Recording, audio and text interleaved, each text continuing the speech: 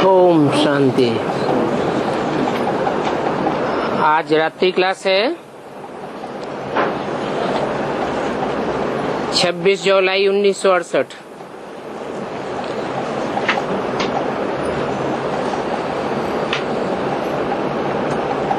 सारा मदार है रक्षाबंधन पर।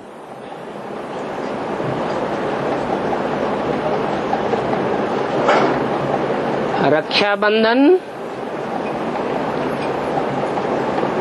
कौन से वर्ण का त्योहार है? ब्राह्मण वर्ण का त्योहार है। और ब्राह्मण ब्रह्मा की औलाद को कहा जाता है। ब्रह्मा की पहली जो औलाद है सनत कुमार, उन्होंने सारी दुनिया को ऐसे पवित्रता के रक्षा के बंधन में बांधने के लिए मजबूर किया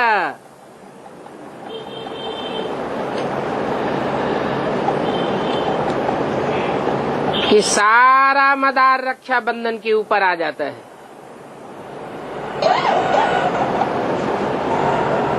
दुनिया के सारे कार्य पवित्रता से ही होते हैं।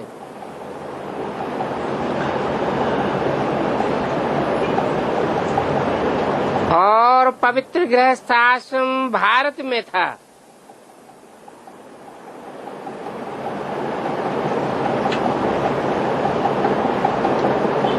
जब सनातन धर्म की स्थापना हुई थी,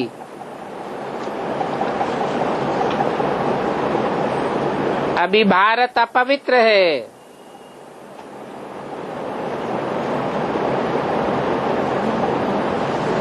जब अपवित्र है तो देवी देवता सनातन धर्म की ग्लानि होती है।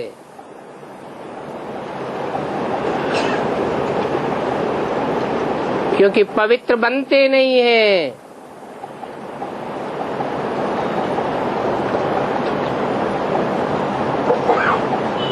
नारायण की कोई ग्लानि नहीं होती है और सभी देवताओं की ग्लानि होती है। मनुष्यों की और राक्षसों की तो बात ही छोड़ दो।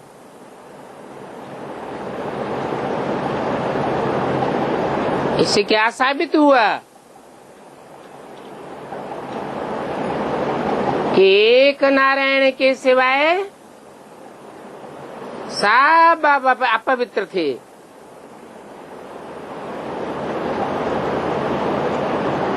पहला पवित्रता का बंधन नारायण वाली आत्मा ने अपने को बांधा।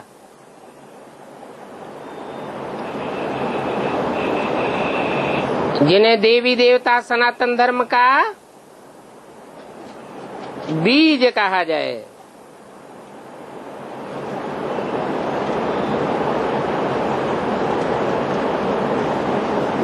ऐसा बीजारोपण करने के लिए पुरुषोत्तम संगम युग पर बाप ही आते हैं और कहते हैं कि पावन देवता बनो। किसके द्वारा कहते हैं? ब्रह्मा मुख से कहते हैं पवित्र देवता बनो। ब्रह्मम वाक्यम जनार्दनम कहा जाता है।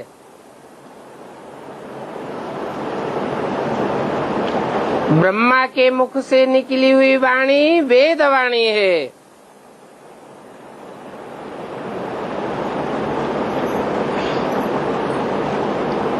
तो कहते हैं पवित्र बनो।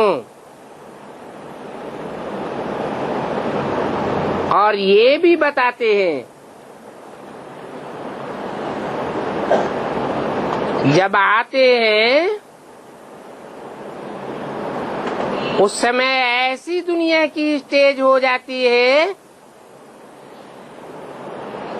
कि कोई भी पवित्र रह नहीं सकता।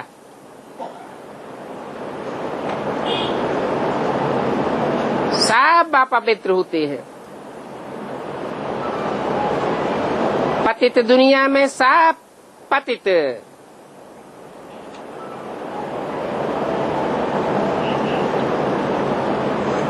तो देवी देवता सनातन धर्म की ग्लानि हो जाती है।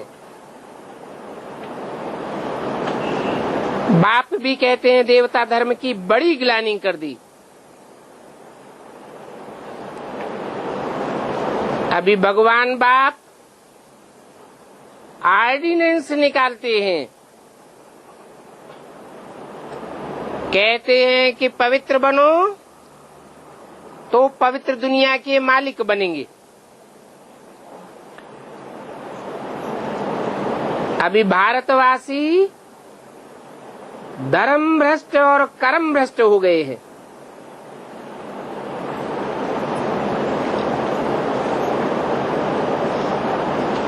धर्म की बड़े से बड़ी धारणा है पवित्रता।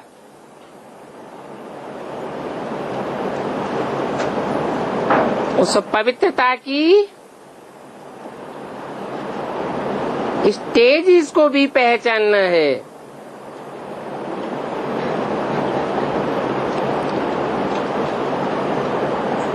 पवित्रता के बारे में गहराइयों को नहीं जानते हैं।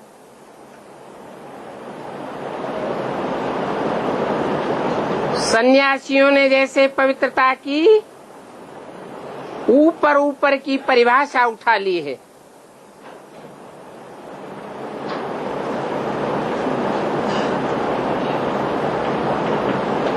समझते हैं कि घर घाट छोड़ देने से पवित्र हो जाते हैं, परंतु वो तो उनका हठ योग है। बाप ने तो सहज राजयोग सिखाया था, सहज सहज पवित्र बनना सिखाया था।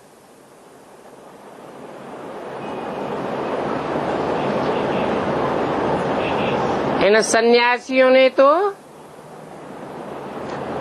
भारत की पवित्रता की ग्लानि कर दी है। वास्तव में देवी देवता धर्म पवित्र था।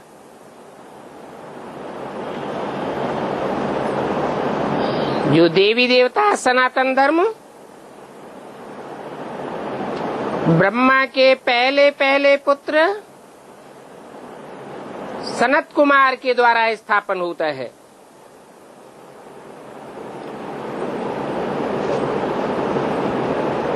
अभी वो ही धर्म पवित्र बन गया है।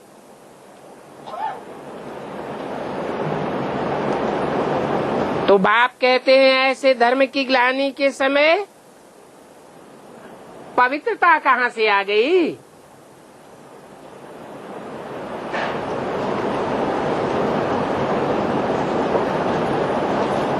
पहले एक में पवित्रता आवेगी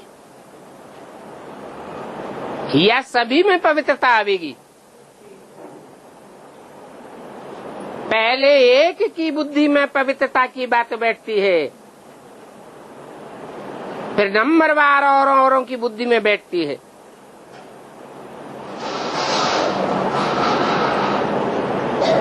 अभी तो घोर कलयुग है। तो पवित्रता की बात पर ध्यान ही नहीं देते हैं। इसलिए आदि सनातन देवी देवता धर्म की ग्लानि हो पड़ी है। इस पवित्रता की बात को 100% समझाने में कितनी मेहनत लगती है।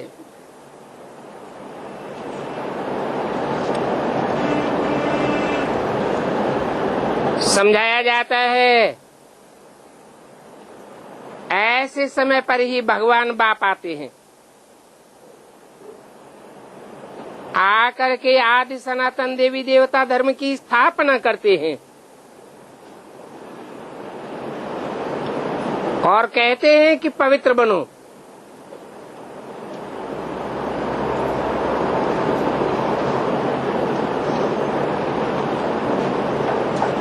ये भी बताते हैं कि अभी धर्म की अति ग्लानि है, इसलिए भारत में पीस, प्रॉपर्टी, प्रॉस्पेरिटी खलास हुई पड़ी है।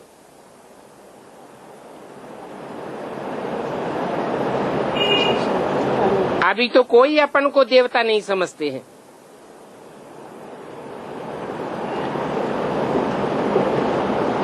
सब लेवता है।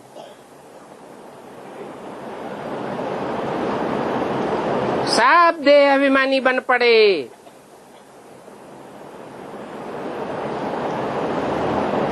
अपन को देह समझने के कारण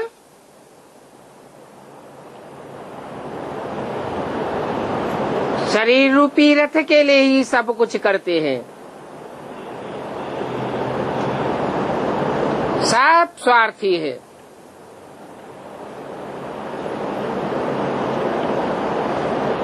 अभी बाप बताते हैं अपन को आत्मा समझो।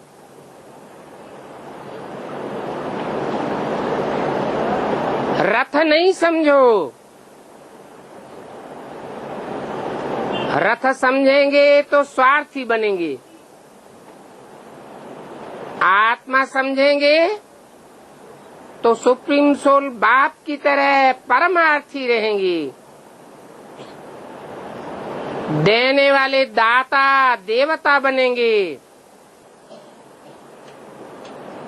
कोई से लेने की इच्छा नहीं करेंगे।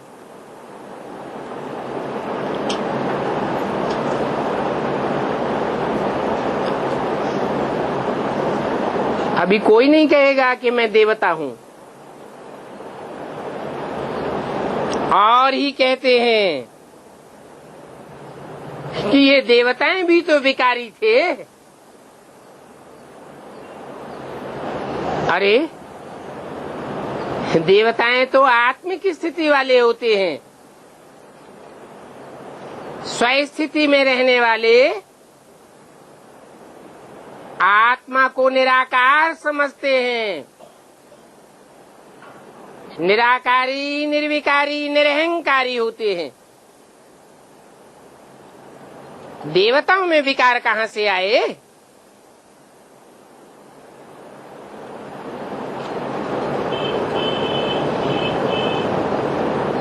भारत पूज्य था,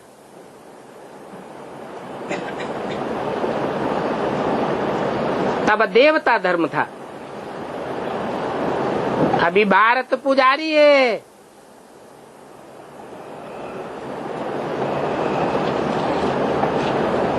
पुजारियों को दर दर माथा टेकना पड़ता है। पूज्य को कोई के दर पर माथा टेकने की दरकार नहीं।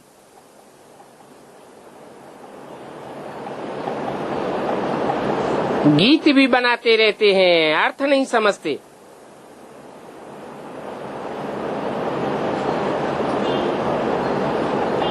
ऐसी ऐसी संस्थाएं हैं जिनकी फीमेल हेड्स बहुत सेवा करती हैं। उनको सोशल वर्कर्स कहते हैं।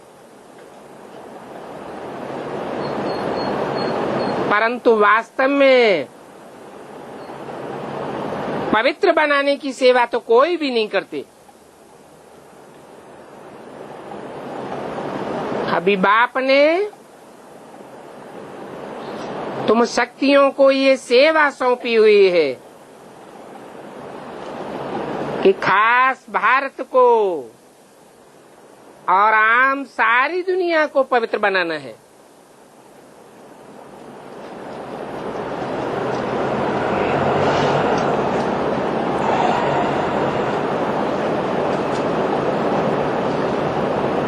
ऐसी धर्म की ग्लानि के समय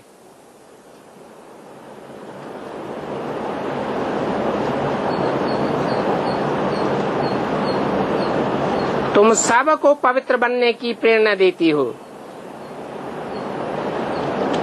तो माताओं को अभी खड़ा होना चाहिए।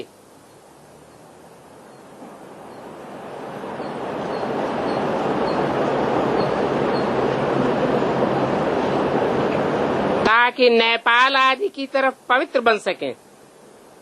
ये क्या बात हुई? हाँ? सिर्फ नेपाल की तरफ पवित्र बन सकेंगे? हाँ? हाँ, हद की नेपाल की बात नहीं है, बेहद के नेपाल की बात है। मना भगवान बाप जब आते हैं तो जो नई दुनिया का संगठन तैयार करते हैं, उस नई दुनिया के संगठन में जो रहने वाले हैं वो नेपाल वासियों की तरह ऊंची स्टेज में पहाड़ों पर रहते हैं।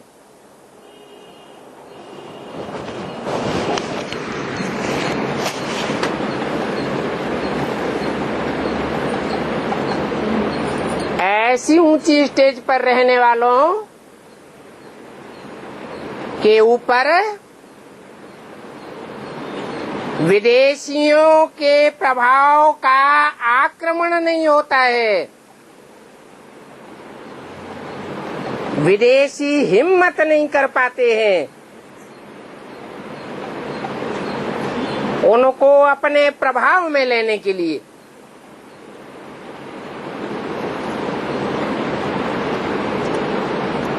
सारे भारत के ऊपर विदेशियों ने आक्रमण किए। बड़े बड़े आक्रांताएं आए, सारे भारत को अपना दास बनाया।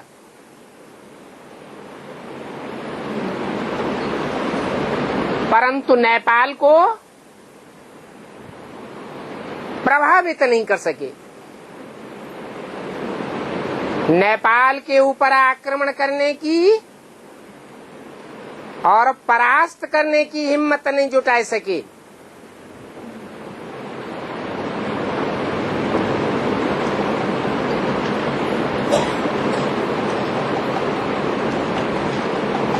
आज उन नेपालियों के ऊपर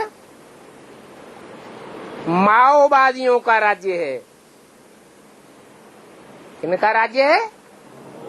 ओ अम्मावादी। माँ माने अम्मा, माँ ओ वादी। जो माँ की मान्यता करने वाले हैं।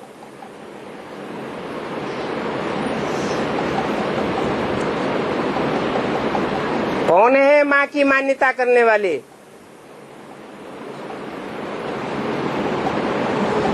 है देवी की मान्यता करने वाले। बाबा ने बताया है रावण संप्रदाय है। वास्तव में मान्यता उसकी होनी चाहिए जो सर्वोपरि मान्य है। देवियों को भी देवी बनाया किसने? शक्तियों को शक्तिशाली बनाया किसने? बाप ने बनाया। बाप अभी भी कहते हैं, हे भारत की माताओं,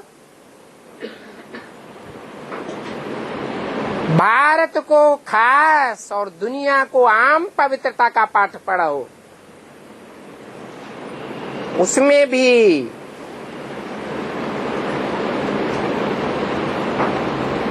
नेपालियों के ऊपर विशेष ध्यान देना है, जो नई दुनिया की पालना करने वाले बनने हैं।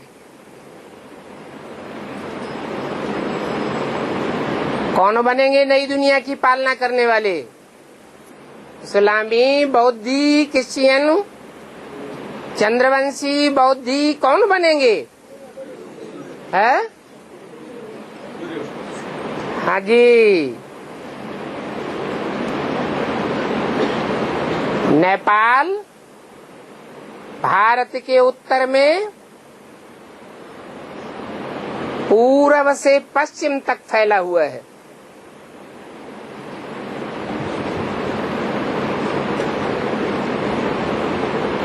आधा हिस्सा मैदानी है और आधे से ज्यादा हिस्सा पहाड़ी है।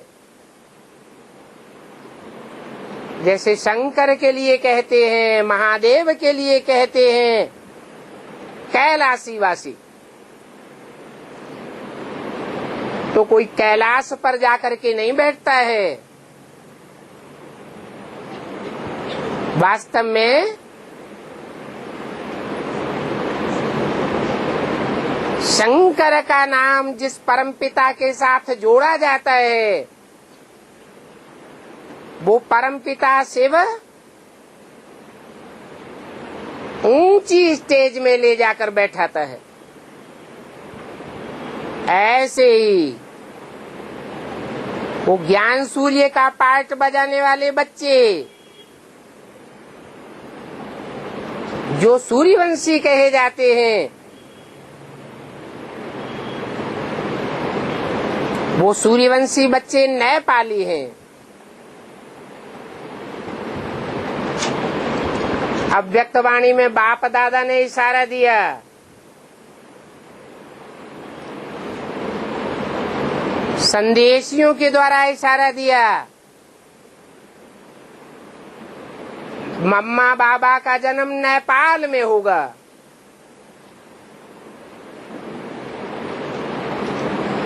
हद की बुद्धि रखने वालों ने हद का जन्म समझ लिया और दुनिया के और किसी क्षेत्र में इतनी सेवा नहीं की गई, इतनी गीता पाठशालाएं, इतने सेंटर्स नहीं खोले गए जितने नेपाल में खोल दिए गए। परंतु समझ में फिर भी नहीं आया कि वो नेपाली कौन है जो नई दुनिया के संगठन का पालना करने वाले हैं। समझना और पवित्र बनाना ये बड़ा मुश्किल है।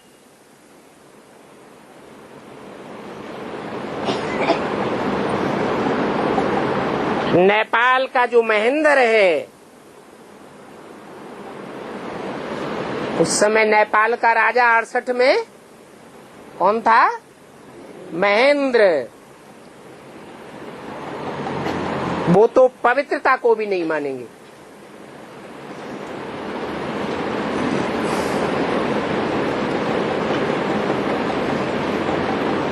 तो जहाँ का राजा ही पवित्रता को नहीं मानेगा तो यथा राजा तथा प्रजा हो जाती है।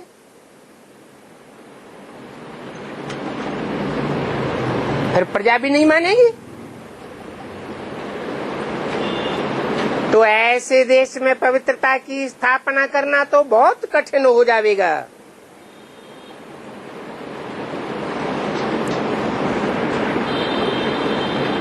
कहेंगे महान ते महान पतित हैं।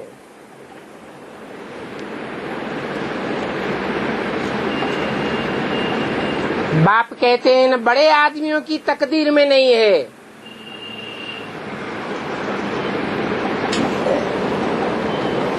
ये हद की दुनिया के बड़े आदमी हैं।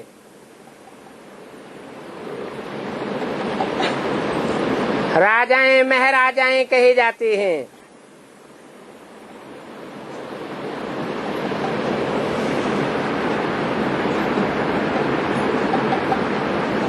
तुम तो कोई भी को सुनाई सकते हो कि देवताएं कैसे पवित्र थे। कोई घरघाट को छोड़ करके जंगल में जाकर के पवित्र नहीं रहते थे। घर गृहस्थ में रहते हुए पवित्र थे।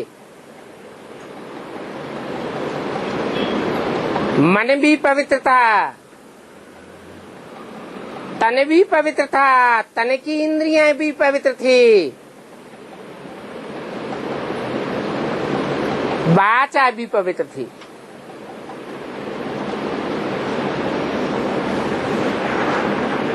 यहाँ तो देखो कितने पतित बन पड़े हैं। अभी भारत का क्या बुरा हाल हो गया है।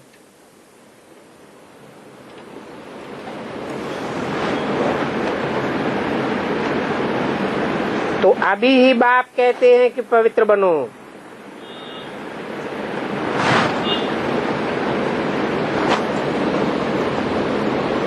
इस पवित्रता की बात में ही मुसीबत पड़ती है।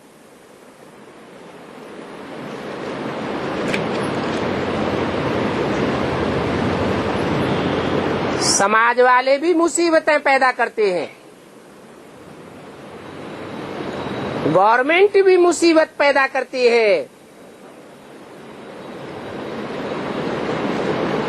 जन्म जन्मांतर के आत्मा में जो विकारों का लेप छेप लगा है, कितना तंग करता है।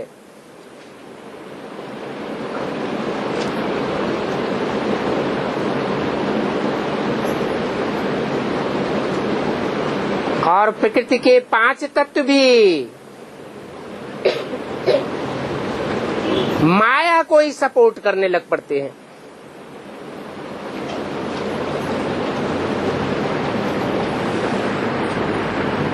ये माया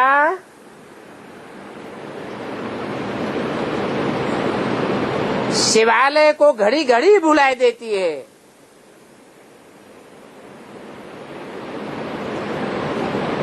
जो शिवालय भारत में आज भी यादगार बना हुआ है, पवित्रता की टॉप स्टेज का यादगार, ऐसी पवित्रता कोई भी सन्यासी, कोई भी महात्माएं, कोई भी धर्म पिताएं धारण ही नहीं कर सकते।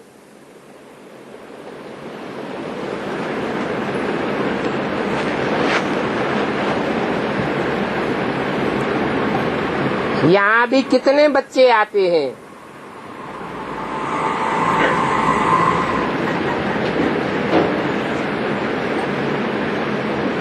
पवित्रता का बंधन बांधते हैं। पहले खून से लिख कर देते थे, अभी स्टाम्प पेपर पर लिख करके देते हैं।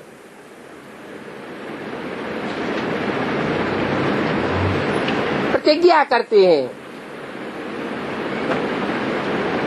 फिर भी बाबा कहते हैं खबरदार रहो।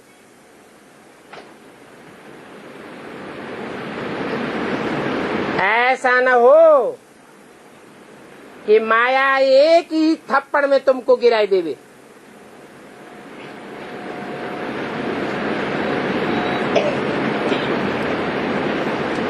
बाप की गोद लेकर के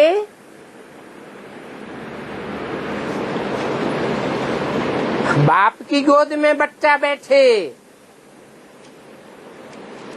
और माया बेटी आकर के थप्पड़ लगाए दे,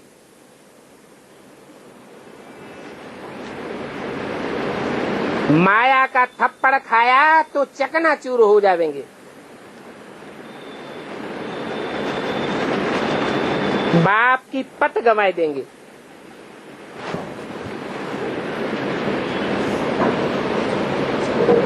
इसलिए कहते हैं पवित्र रहना बड़ा मुश्किल है।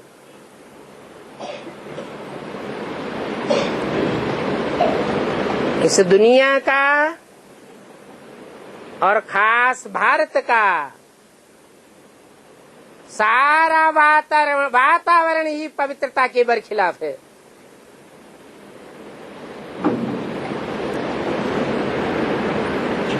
इसलिए बाबा ने गंधर्वी विवाह की रस्म रखी, परंतु उसमें भी बात मत पूछो।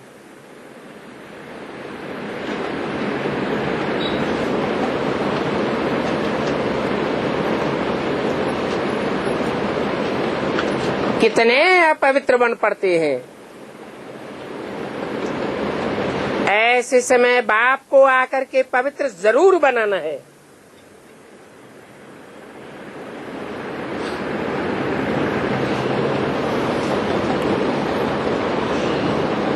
जब बाप आते हैं तो मौत सामने खड़ा हुआ होता है। हाँ? कब आते हैं बाप? है संगम युग में भी कब? 76 में। तो मौत सामने था क्या?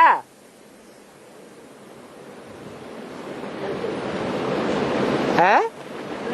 था या नहीं था? बेहद का बाप है तो बेहद का मौत भी ब्राह्मणों के सामने था।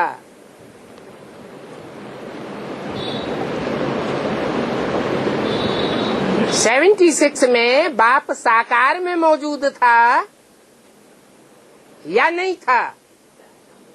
है? था। फिर कितनों को पता था, कितनों को निश्चय था कि बाप साकार में 76 में मौजूद है? है? है? कोई को पता नहीं था। तो सब अनिश्चय बुद्धि मरंती की स्टेज में थे। मौत सामने खड़ी हुई थी।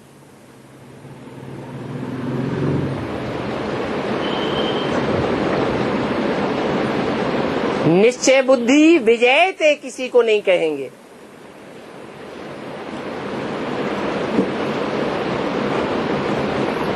ऐसे समय पर बाप आते हैं। किसमें आते हैं? जिसमें आते हैं वो प्रजापिता ब्रह्मा साबित होता है।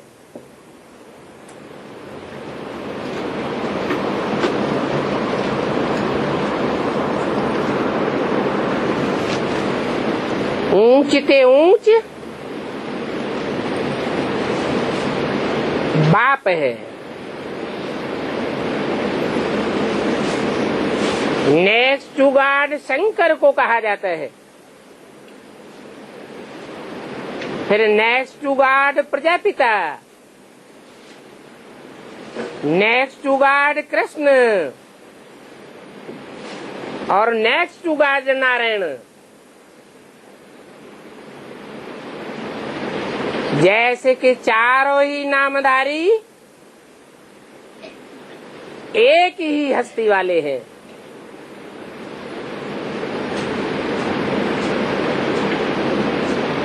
वो श्रेष्ठ से श्रेष्ठ पार्ट बजाने वाला बाप उस हस्ती के द्वारा नंबरवार बच्चों को विजयंती की स्टेज में ले जाता है।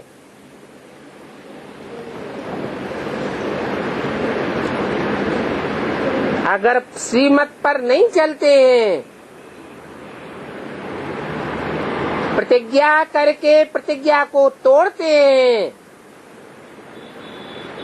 तो विनश्यंती हो जाते हैं। क्योंकि मौत सामने खड़ा है।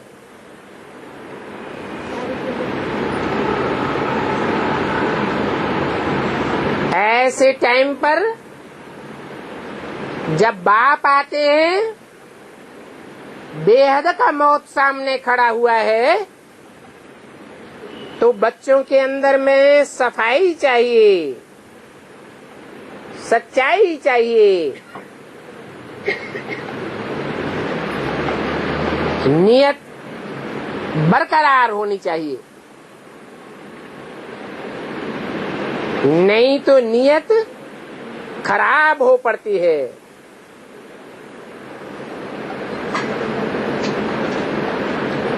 सच्चाई है पवित्रता की, दैवी गुणों को धारण करने की। एक एक बच्चे को अपने अंदर को पहचानना है, जानना है, कदम कदम पर जांच करनी है। हमारी चलन देवताओं जैसी बनती जाती है,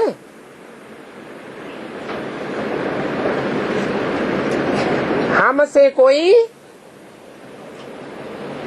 आसुरी विकारी काम तो नहीं हो जाता।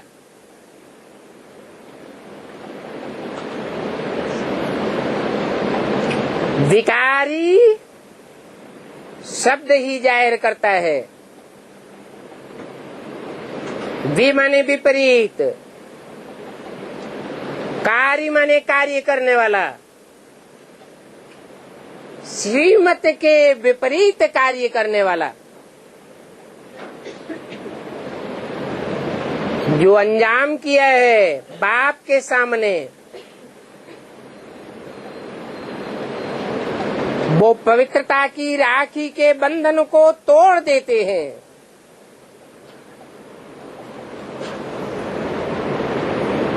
इसलिए बाप कहते हैं तुरंत अपना पोता मिल लिखो। ईश्वरीय दरबार में कभी झूठ नहीं बोलना चाहिए।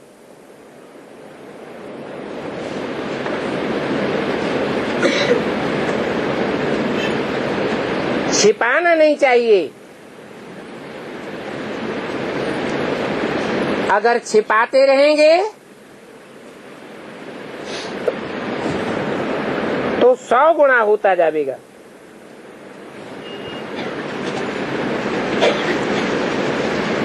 सौ गुना पाप चढ़ते चढ़ते आखिरी माया के फाइनल पेपर में पूरे ही फां हो जाते हैं।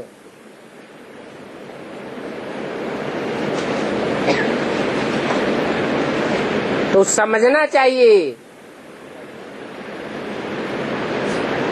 कि बाप को हमारे लिए कितनी मेहनत करनी पड़ती है।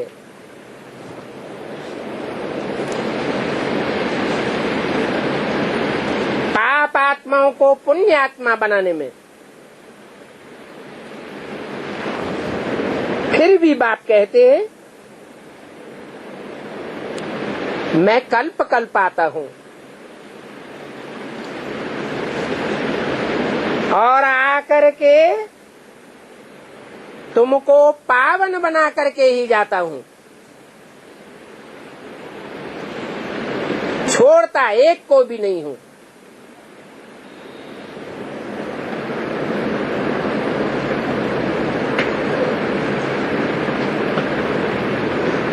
बच्चों के बंधन भी किस्म किस्म के हैं।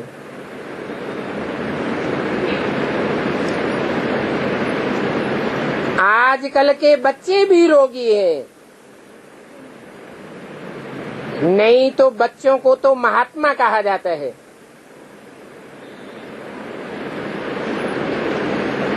आजकल के छोटी छोटी उम्र के बच्चे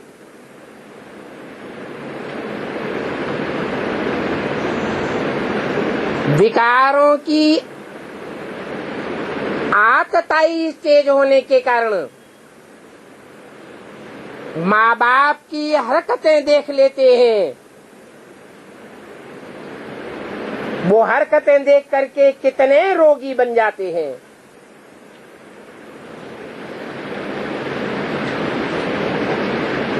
ऐसे माहौल को छोड़कर बच्चे भी कहाँ जावें।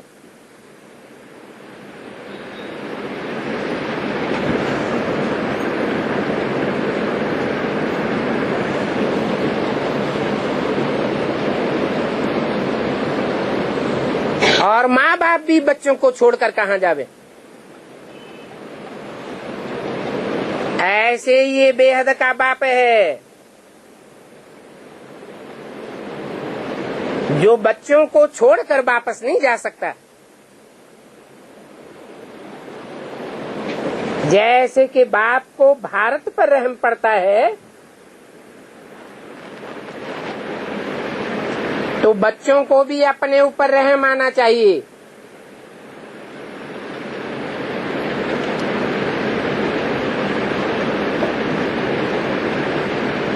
भारत की महिमा करते हैं ना, भारत हमारा ऐसा ऊंच,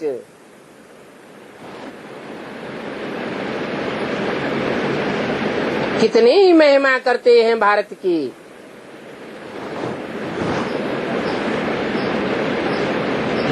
अभी वो भारत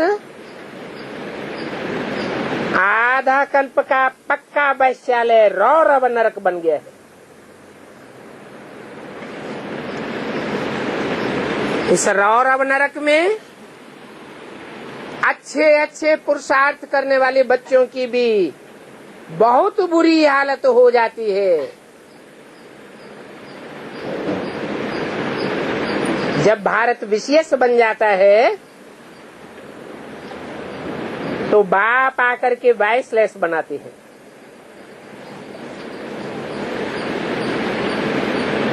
बाप के सिवाय और कोई धर्मात्मा, धर्म पिता, महात्मा आदि में वाइसलेस बनाने की ताकत ही नहीं। उस बाप को ही पतित पावन कह करके बुलाते हैं।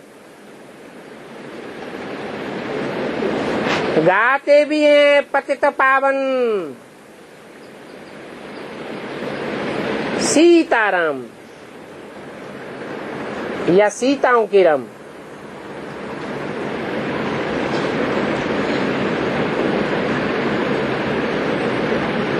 परंतु पावन बनने के नाम से ही माथा खराब हो जाता है।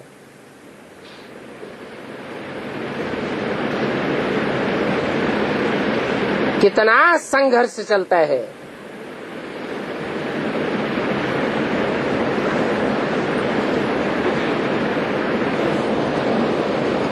वो माँ बाप तो आशाएं रख बैठे हैं कि बच्चों की शादी करावे,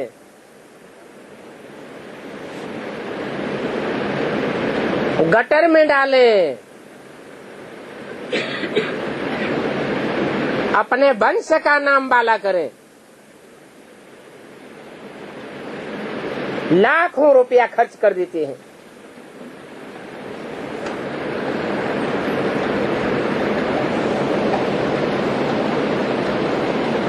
बल वो शादी की शोहरत अखबार में भी चली जावे,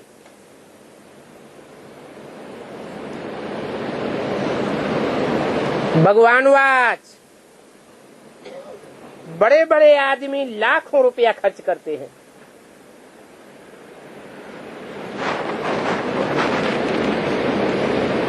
इस बात के लिए, बच्चों को गटर में डालने के लिए, विषय वैतरणी नदी में ढकेलने के लिए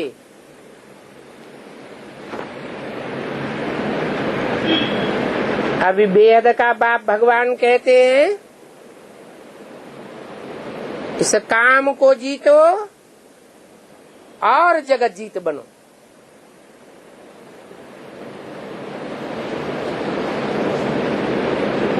इस काम विकार के कारण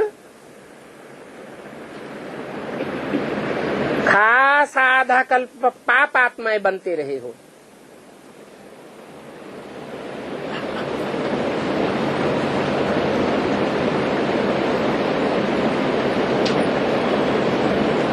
आधा कल्प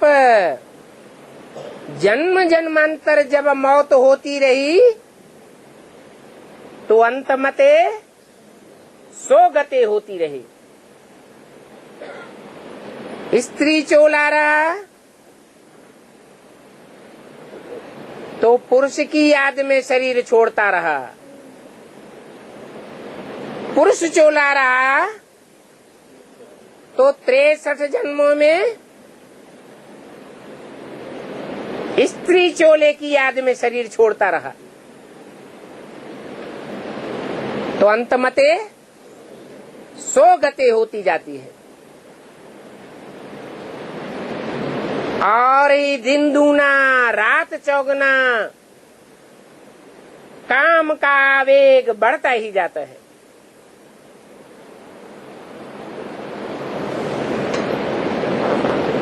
कितने पाप आत्मा बन जाते हैं।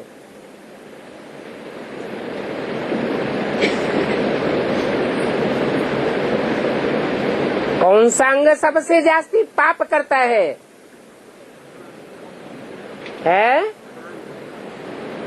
आंख तो शुरुआत करती है, लेकिन अंतिम स्टेज तक कौन सा अंग पहुंचाता है?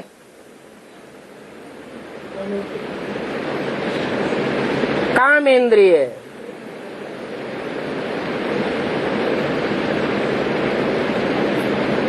कहाँ शिव की कामेंद्रिय पूजी जाती है?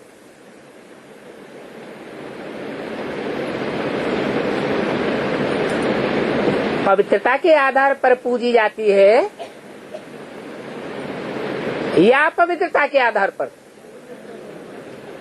पवित्रता के आधार पर पूजी जाती है। पवित्रता अर्थात दुख का नाम निशान नहीं।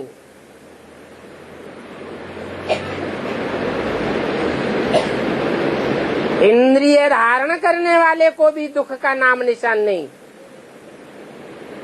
आसक्ति का नाम निशान नहीं।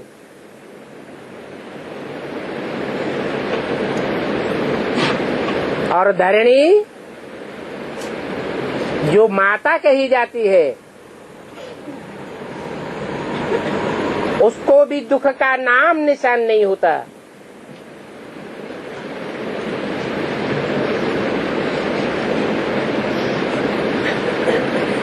तो शिव का वो रूप शिवालयों में पूजा जाता है। और कोई भी ऐसा देवता नहीं है जिसका लिंग पूजा जाता हो। और इंद्रियों को 100% पवित्र बनाया, परंतु उन 33 करोड़ देवताओं ने काम इंद्रियों को 100% पवित्र नहीं बना पाया। इसलिए काम जीते जगत जीत विश्वनाथ के रूप में एक ही देवता का गायन है, बाकी सब देवताएं नंबरवार है।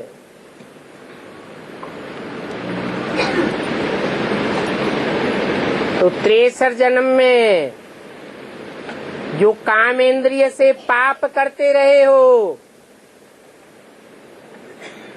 वो पाप कट जावे योग के बल से,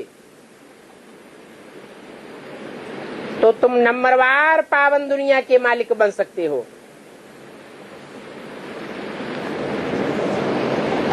वो दुनिया वाले तो समझते हैं ये ब्रह्मा कुमारियां पवित्रता की बात करके घर फिटाती हैं,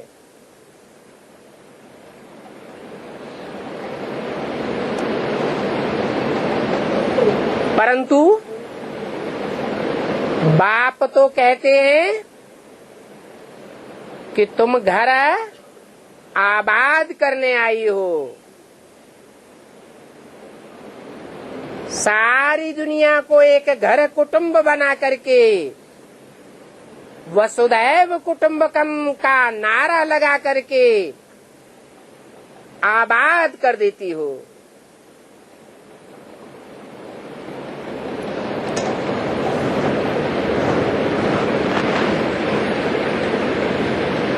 आत्मा आत्मा अपना भाई भाई समझना, भाई बहन समझना,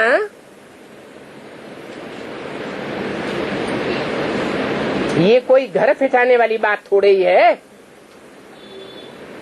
नहीं तो मंदिरों में जाकर क्यों कहते हैं तुम माता पिता हम बालक तेरे।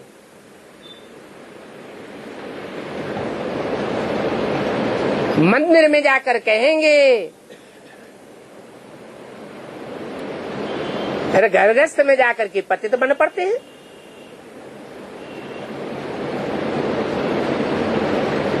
तो क्या ये अंदर बाहर की पवित्रता है? ये अंदर की सच्चाई है। भक्ति मार्ग में कहते एक हैं और करते दूसरा है। बाप आकर के सच्चा ज्ञान सिखाते हैं, कहते हैं कथनी और करनी को एक बनाओ।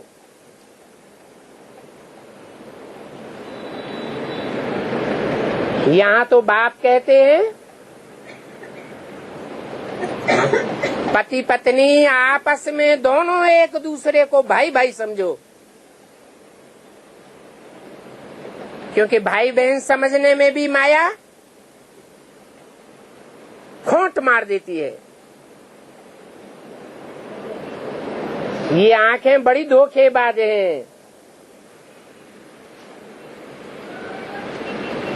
इन आंखों को संभाल में रखना चाहिए। क्या संभाल रखेंगे?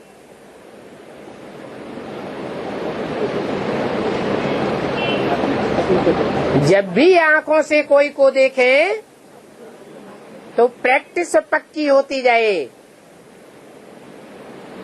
कि हम देह को नहीं देखते हैं, हम देह में रहने वाली आत्मा को देखते हैं। आत्मा परमात्मा बाप परम पिता का बच्चा है, बच्ची नहीं है। क्या है? बच्चा है। वो परम पिता बाप जब ब्रह्मा के तन में आते हैं और हम ब्रह्मा के बच्चे बनते हैं, तब हम भाई बहन हैं। परंतु ब्रह्मा के द्वारा भगवान बाप प्रत्यक्ष नहीं होते हैं। संसार में भगवान बाप किसके द्वारा प्रत्यक्ष होते हैं? प्रजापिता ब्रह्मा के द्वारा।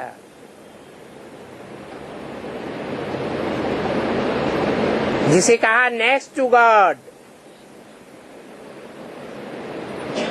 वही प्रजापिता संसार में शंकर के नाम रूप से प्रत्यक्ष होता है। कृष्ण कहो, नारायण कहो, इस नाम रूप से प्रत्यक्ष होता है।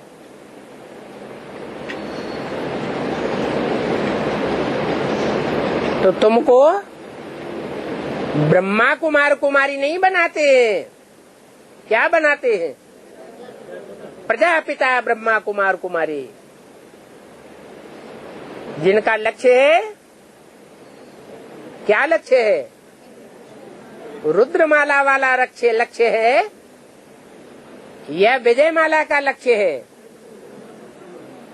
पहले पहले रुद्रमाला बन करके आखिरी न हम 5 विकारों पर विजय पाने वाले विजयमाला के भी मण के बने। वो तब ही हो सकता है जब हम अपन को आत्मा आत्मा भाई भाई समझे। तो अभी बाप कहते हैं भाई भाई समझो। ये आंखें ऐसी हैं जो चूहरा छी छी बनाई देती हैं।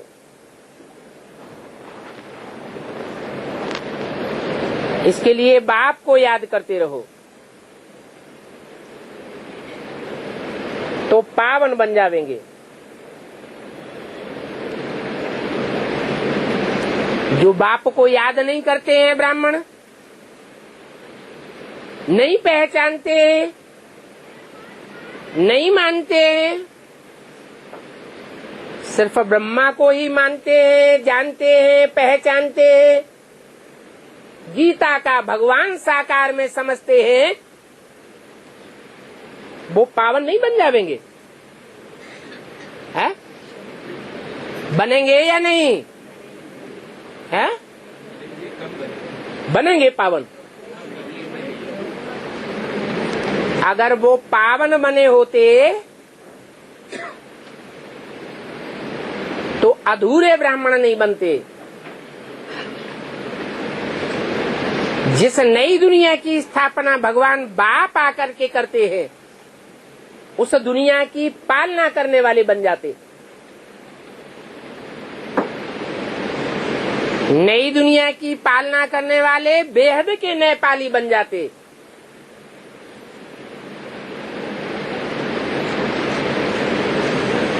और उन बेहद के न्यायपाली बच्चों को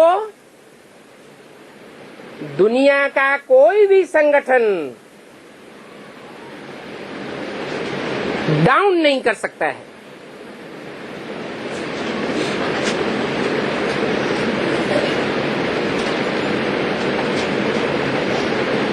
हाँ, माया किसी को छोड़ती नहीं है। आखिरी जन्म में तो माया सबको धराशायी कर देती है।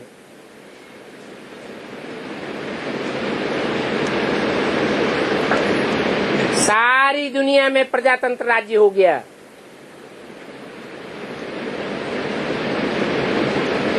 लेकिन नेपाल और भूटान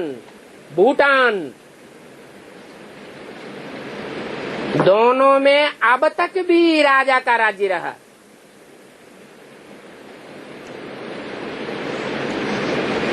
नेपाल भी नीचे गिर गया। राजा की राजाई खत्म हो गई। किसका राज्य आ गया है? माओवादियों का राज्य आ गया।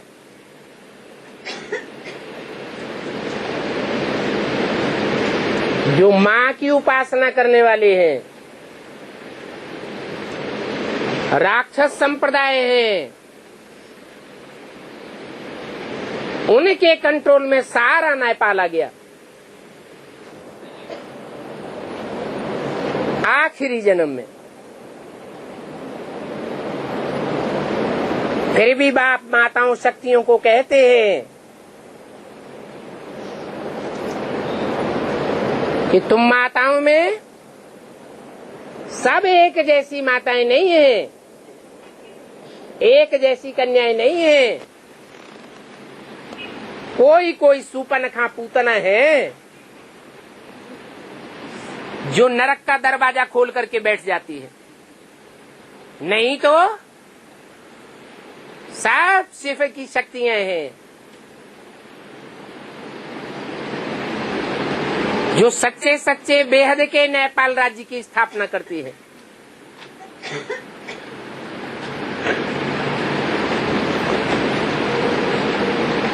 इसलिए अभी एक बाप दूसरा न कोई।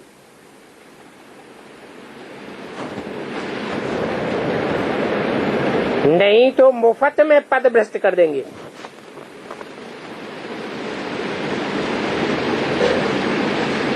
जाकर के जन्म जन्मांतर कल्प कल्पांतर दास दासियां बनते रहेंगे।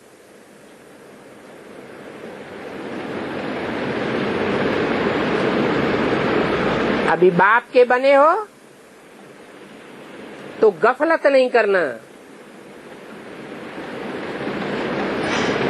गफलत करने के कारण घाटा बहुत पड़ जाता है।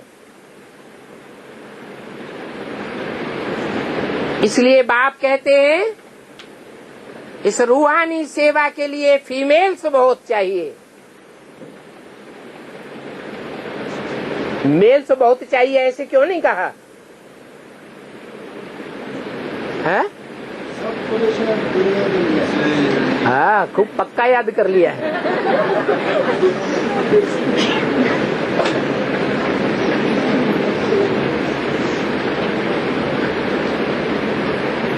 पुरुष चोला विकारों को कंट्रोल करने में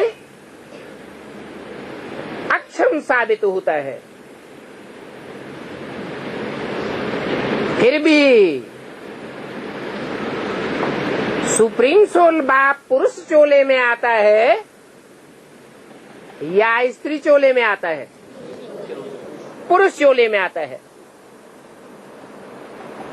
जन्म जन्मांतर के पुरुषों के स्वभाव संस्कार धारण करने वाली आत्माओं को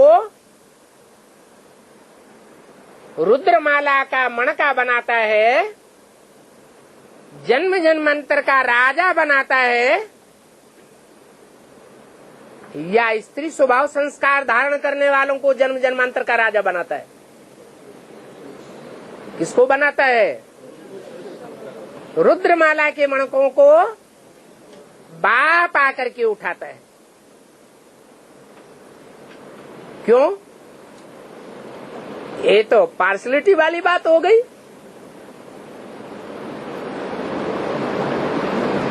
जो पवित्रता को धारण करने योग्य है ही नहीं, धारण करते ही नहीं, सब दुर्योधन दुशासन है, उनको क्यों सपोर्ट करता है? राजा का संस्कार ज्यादा है? राजा का संस्कार ज्यादा है। राजा के संस्कार ज्यादा है। जन्म राजा बना। राजा बनना अच्छा है। राजा ज्यादा सुखी होता है जन्म जन्मांतर, या महलों में रहने वाली रानियां ज्यादा सुखी होती हैं?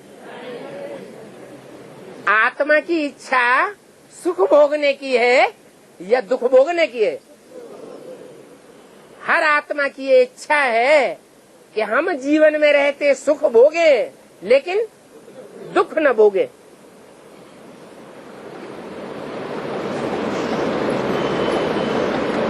तो फायदे में कौन रहा है? जो जन्म जन्मांतर के पवित्रता के संस्कार धारण करने वाली कन्याएं माताएं, वो सुख जास्ती भोगती है। अधीन रहना पड़ता है। अधीन रहना पड़ता है। ब्राह्मणों की दुनिया में ब्राह्मण बने आकर के तो आधीन रहना अच्छा है। ब्राह्मणों की दुनिया में ब्राह्मण बनने के बाद या स्वाधीन रहना अच्छा है? स्वाधीन रहना अच्छा है। किसी के अधीन नहीं बनेंगे, है? क्यों? जो एक बाप है उसकी अधीनता स्वीकार करनी पड़ी ना, तो ये तो अच्छी बात नहीं है, हैं? बाप है। अरे जो बच्चा बाप की कमाई में से एक पैसा न ले, अपनी कमाई से ही बाप से 1.25 गुना बन करके दिखाए, वो बच्चा ज्यादा पावरफुल या बाप की कमाई के आधार पर कमाए हुए धन के ऊपर काबिज हो करके दुनियावी सुख शांति मान मर्तबा भोगता रहे, वो ज्यादा पावरफुल है? कौन? माना जो अपनी कमाई का खाए। हाँ जी, तो ये रुद्रमाला के मणके ऐसे ही मणके हैं। यज्ञ के आदि के भले सब फेलियर से हैं, उन फेलियर से राम संप्रदाय वालों को बाप ने कोई माल मिल्कियत नहीं दी। यज्ञ से उनको कोई सहारा नहीं मिलता है। सिर्फ उनके हाथ में तीर और कमान पकड़ाई देते हैं। ये लोग ज्ञान के बाण और ये लोग अपना पुरुषार्थ रूपी धनुष।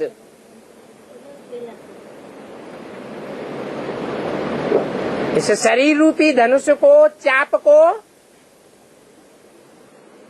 ऐसा लचीला बनाओ पुरुषार्थ में कि हर प्रकार की परिस्थिति में अपने को एडजस्ट कर सको। महाविनाश के टाइम पर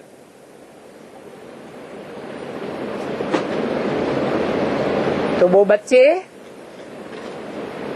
बाप से ये आशा नहीं करते कि वो हमको जोनल इंचार्ज बनाए देवे तब हम बढ़िया ब्राह्मण बनेंगे, सेंटर इंचार्ज बनाए देवे, महलमानियां अटारियां हमको सौंप देवे। मांगने से मरना भला।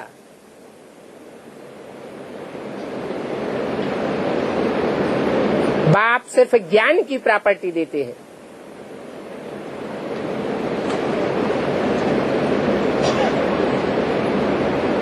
और पुरुष प्रभाव को, पुरुष चोले को तो कोई शरणागत लेने की दरकार भी नहीं है।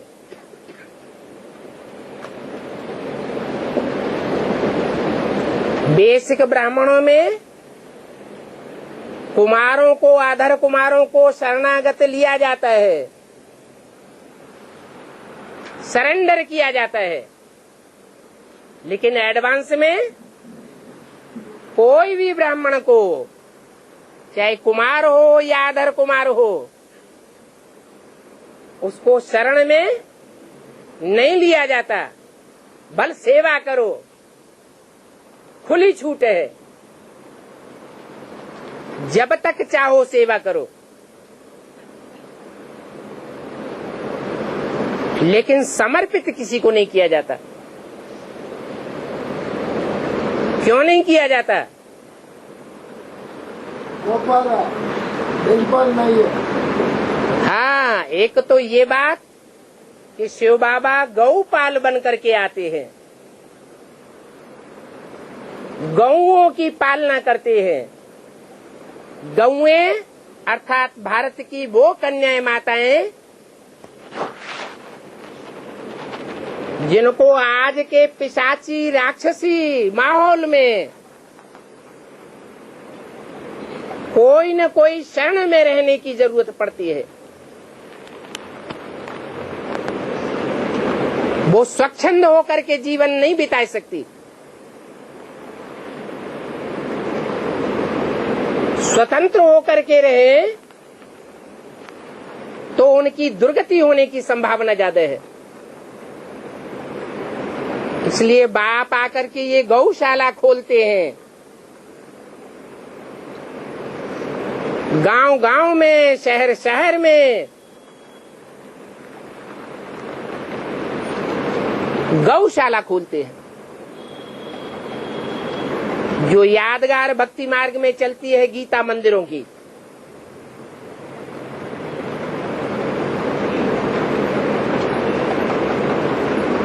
गौशालाओं में बाप पढ़ाई पढ़ाने जाते हैं। इसलिए उसका नाम गीता मंदिर पड़ा हुआ है। मुख्य लक्ष्य है पवित्रता के बंधन में बंधना और दूसरों को बांधना, यही पढ़ाई पढ़ाते हैं। सांप को कहते हैं कि सब धंधों में है नुकसान सिवाय एक ईश्वरीय धंधे के। जिस्मानी सर्विस को छोड़ करके रूहानी सर्विस करनी है।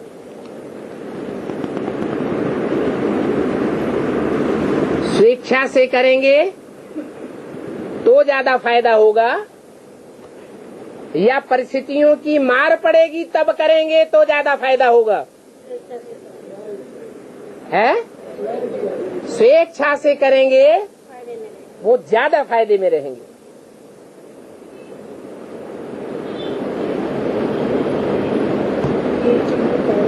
जो बड़े बड़े आदमी बनेंगे बेहद के, उनके लिए बड़ी रूहानी सर्विस चाहिए। अच्छा, बच्चों को गुड नाइट, ओम शांति।